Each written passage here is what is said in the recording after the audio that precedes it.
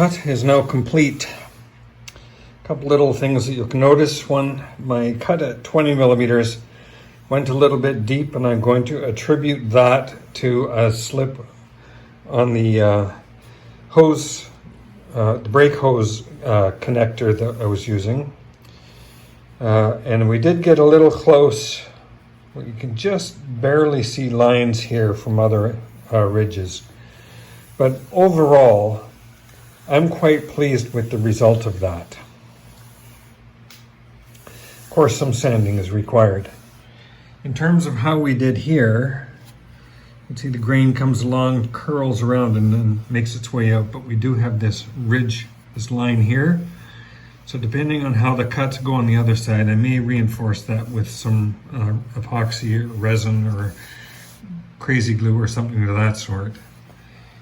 Over here, we have this starting to crack, and our guitar top starts right there. You can see this line.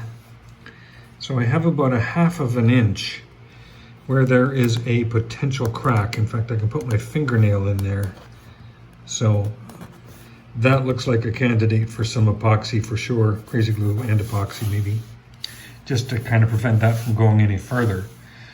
But overall, our coloring is looking really nice. I do like it. Here we have a little remnant left over from our first failure of that hose, the brake hose connector. I think with a little sanding I may be able to hide that well enough, but the next operation is going to be to flip this over and scoop out the inside edge. Once that is done, I'm going to flip it back to this orientation and do the F-holes. And after the F-holes, I know exactly how thick the top is, and if it's still a little too thick, then I might run this whole operation again to take another millimeter off it. But we'll see after more cutting is done. So I'm going to post this video today. I'll call that a complete one for today. Just to let you know that we managed to get through it and work on the other side in the next video. So thank you very much for watching.